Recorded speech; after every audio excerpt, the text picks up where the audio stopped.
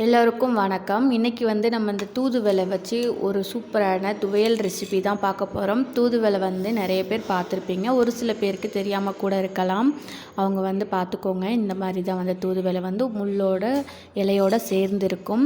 அதை வந்து நம்ம அலங்காமல் ஒன்று ஒன்றா எடுத்து ஒரு சிஸ்ஸர் வச்சு கையில் வந்து முள் குத்திக்காமல் கட் பண்ணி எடுத்து அலசி வச்சுருக்கேன். இப்போ பாருங்கள், நம்ம வந்து நிறையா வந்து தூதுவளை பறிச்சுட்டு வந்திருந்தோம். ஆனால் இந்த அளவுக்கு தான் வந்து தலை இருக்குது. ஒரு சில பேர் இந்த இலையில் இருக்கிற முள்ளை கூட கட் பண்ணி எடுப்பாங்க. ஆனால் அதெல்லாம் தேவை கிடையாது. நம்ம எண்ணெயில் போட்டு வதக்கிறப்பவே வந்து அந்த முள்ளெல்லாம் வந்து வதங்கிடும். அடுத்தது இந்த துவையல் அரைக்கிறதுக்கு தேவையான பொருளெல்லாம் எடுத்து வச்சுருக்கேன். கொஞ்சனா சின்ன வெங்காயம், ஒரு சின்ன துண்டு அளவுக்கு புளி, மிளகு, ஜீரகம், பூண்டு, அப்புறமா வந்துட்டு மிளகாய் காரத்துக்கு ஏற்ற மாதிரி எல்லாம் எடுத்து வச்சுருக்கேன், உளுந்தெல்லாம்.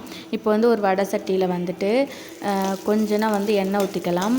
அதில் வந்து எண்ணெய் சூடானதுக்கப்புறம் நம்ம எடுத்து வச்சுருக்கிற உளுந்தும் அது கூடவே வந்து காரத்துக்கு ஏற்ற மாதிரி மிளகாயும் போட்டுக்கோங்க. அது கொஞ்சம் வந்துட்டு பொரிஞ்சதுக்கு அப்புறம் வந்து நம்ம எடுத்து வச்சுருக்கிற வெங்காயம் அது கூட ஆல்ரெடி வந்து காட்டின ஜீரகம், மிளகு, பூண்டு எல்லாத்தையும் போட்டு நல்லா பச்சை வாசனை போகிற அளவுக்கு வந்து வதக்கிக்கலாம். இப்போ வந்து நான் மிளகாய் வந்து ஒன்று தான் போட்டிருக்கேன். அது ஆல்ரெடி வந்து நம்ம மிளகுலாம் சேர்த்துக்கிறதுனால காரம் கொஞ்சம் தூக்கலாகவே இருக்கும். உங்களுக்கு எக்ஸ்ட்ரா வந்து வேணும்னா நம்ம தாளிக்கிறப்ப கூட மிளகாய் சேர்த்துக்கலாம். அடுத்தது ஆல்ரெடி கட் பண்ணி வச்சுருந்த தூதுவளை இலையும் சேர்த்துக்கிறேன்.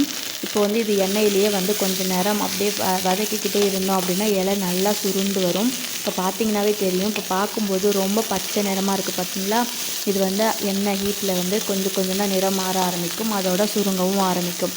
அது வரைக்கும் ஒரு 5 நிமிஷம் போல் நல்லா வதக்கி கொடுத்துட்டே இருங்க. இந்த தூதுவளை வந்து ரொம்பவே உடம்புக்கு நல்லது. ஒரு காய்ச்சல், ரொம்ப இருமல்லாம் வந்து விடாமல் இருக்கிற குழந்தைங்களுக்கு இல்லை பெரியவங்களுக்காக இருந்தாலுமே நம்ம இந்த மாதிரி துவையல், சூப்பு நிறைய ரெசிபிஸ் இருக்குது. அந்த மாதிரி செஞ்சு ஒரு வாரத்துக்கு ஒரு டைம் அதெல்லாம் சாப்பிட்டு வந்தோம் அப்படின்னா ரொம்பவே நல்லாயிருக்கும். இப்போ வந்து நல்லா எல்லாம் சுருங்கினதுக்கப்புறம் அடுப்பை ஆஃப் பண்ணிவிட்டு ஆற வச்சிடலாம். ஆறுனதுக்கு அப்புறம் இது வந்துட்டு ஒரு மிக்ஸி ஜாரில் போட்டு தேவையான அளவுக்கு உப்பு சேர்த்து முதல்ல தண்ணி ஊற்றாமல் அரைச்சிக்கோங்க. கொஞ்சம் இந்த மாதிரி பொலன்னு வந்து அரைஞ்சி வந்ததுக்கப்புறம் கொஞ்சம் தண்ணி சேர்த்து நல்லா துவையல் பதத்துக்கு வந்து அரைச்சி எடுத்துக்கலாம். இது பார்க்குறதுக்கே ரொம்ப சூப்பராக இருக்கும். இப்போ இதுக்கு ஒரு தாளிப்பு கொடுத்துக்கலாம்.